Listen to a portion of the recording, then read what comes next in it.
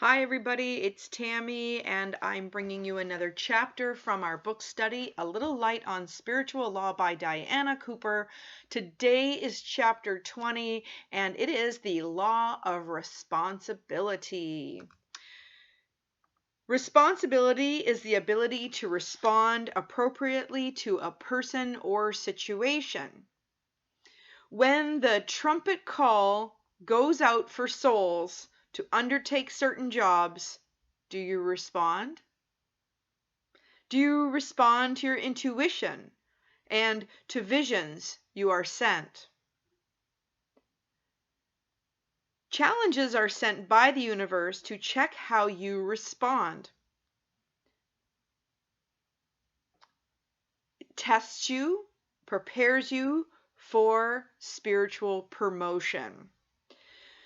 Can you handle responsibility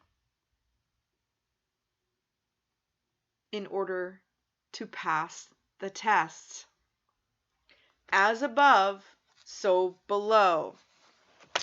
So let's say you're a parent and your teenager wants to borrow your car.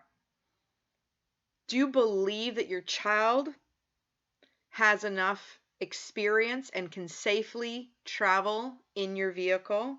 Then you'll lend it to them. When a student is trusted to behave honorably and sensibly, he is made a leader, just like a business person. They are not promoted until they demonstrate that they can deal with the likely problems that might be arising. So when the powers that be believe that you can do a piece of work properly, they will give you the responsibility for it. So there are certain times in life when we take on spiritual responsibility. So think about bringing a child into the world, okay? Whether the baby is consciously planned or not, your higher self and the baby's higher self agreed to it. And your spiritual growth depends on how you respond to it. So it also provides you with challenges and opportunities for growth if you accept the challenge. So when you head a great project or business, souls will be affected by your decisions. And you might be responsible for the welfare of others. Will you rise with integrity? Challenges and responsibilities are an honor. They indicate that spiritually you are ready for greater things. Everything and everyone you are given to look after. This is a responsibility. If you do not respond to the challenge, then it will be taken away from you and may be presented again at a later time. So it's ideally everything is on loan to you. Everything in your life. How do you look after your children, your home, your garden, your clothes, your books? Everything. Everything is a responsibility to learn how to take care of that stuff or those things or the people in your life. However, you cannot take on great responsibilities in life if you do not take care of your own needs first. Emotions and spirit. Your body is a temple. Take care of you first in order to be able to help others. Every single individual is responsible for his or her own feelings and their own destiny. So you don't have the right to carry someone else's burden for them. That would prevent their growth. It is your responsibility to empower and strengthen others and encourage them to carry their own responsibilities. And by being example over protective, you slow down that person's spiritual growth. There's a quote here that says, "When we take responsibility for someone else's decision, we do not serve their highest good."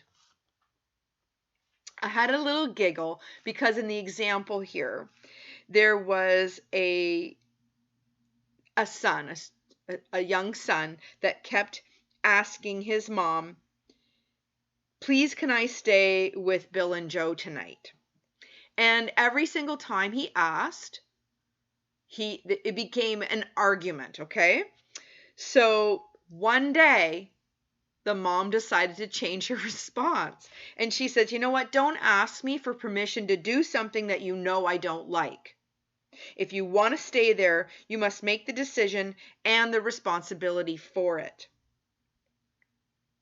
This 12-year-old was quite shocked because he really didn't like staying with them, but he liked to blame his mother for saying no.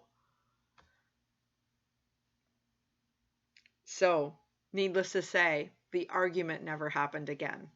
And I had to laugh because I have a full-blown example of that.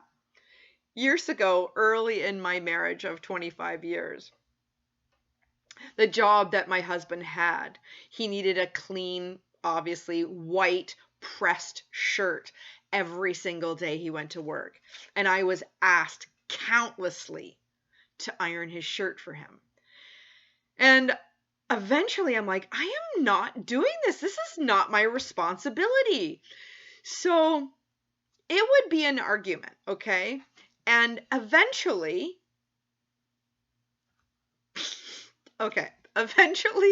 I just started ironing wrinkles in the shirt. And then he would complain, and as he put it on, he'd be like, "Oh, you missed a spot. There's a wrinkle here." And I'm like, "Oh, I'm sorry," And I would just go and I would iron it, and I would iron it out, but then I would iron another crease somewhere else. And I just kept doing this repetitively once I figured it out. He was very perplexed by it. However, it was just easier for him to start ironing his own shirts. So it totally works, okay? I just have to tell you that still made me chuckle. And I've told that story before because it is funny. So, when we disempower someone by taking the responsibility for them, a disempowered person is always angry. Perfect example, right? Okay, so if you're having problems, don't expect the other person to change. Change your own behavior and trust that everything will divinely work out and things will fall into place. So, and just like trying to change another person, you can't threaten them, you can't bully them, you can't bribe them. And doing it for them is kind of the same thing. You're taking away their power. So there's an example about student homework. Okay? So when you believe that your child is responsible for doing their own homework and you refuse to do it for them,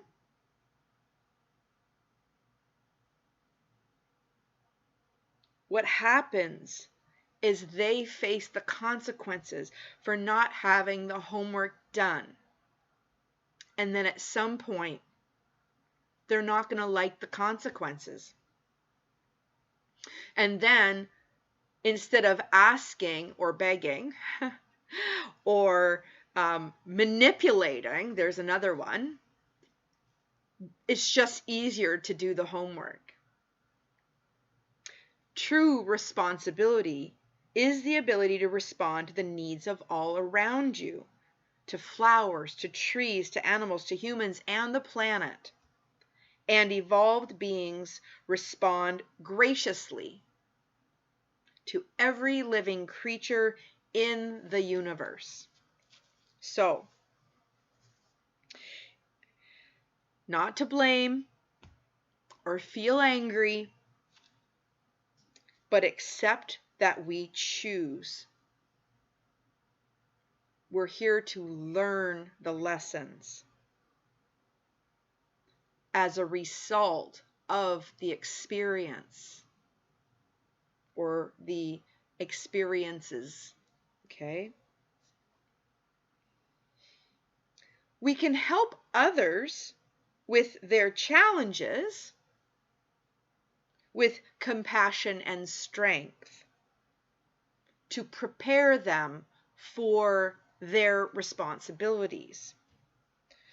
Now, it is very common to carry the beliefs by being a parent or the teacher.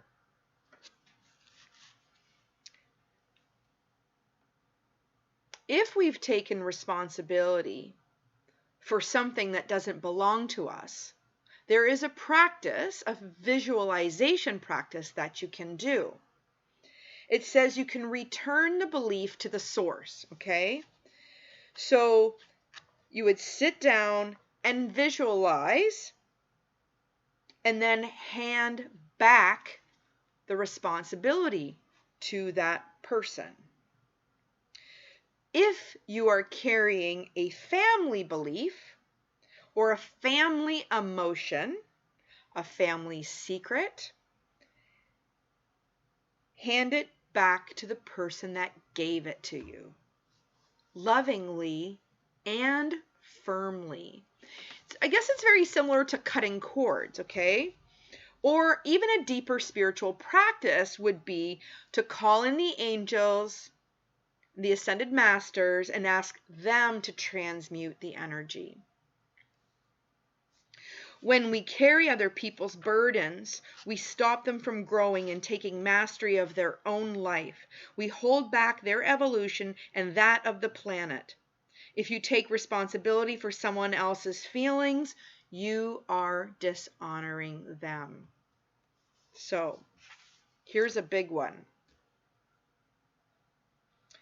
When you tell someone about a situation or how you feel, even if it's possible that they will feel hurt, angry, jealous, disappointed, depressed, it's important to know that speaking honestly about your own feelings, that you are taking responsibility for yourself. And in doing so, you release the other person as well as yourself. If not, you would be projecting your feelings onto them. So that's kind of like, we don't want to share our honest feelings because we think that they would be angry in that situation. So we imagine they would be angry, but it's actually us dumping our stuff onto them. Here was an example. I can't tell so-and-so this because I know she will be or they will be jealous. Okay, you're projecting your jealousy. Even if they may well be jealous, that is their responsibility. So, as we wrap up this video about the law of responsibility, when we understand the spiritual law of responsibility, we no longer blame anyone else or project our feelings onto another. We take total responsibility for every single thing that happens in our life, every feeling that we have, every emotion, and every thought. So let's ask the questions. How did I make this happen? What thought or feeling did I send out? What actions have I taken in the past to create this? We are creators, remember. And how can I change things? When you take responsibility for your life, you become a master. So, in closing, I will leave you with this affirmation: I am responsible for myself and my own pathways, and allow others to be responsible for theirs. Amen. And so it is. Namaste.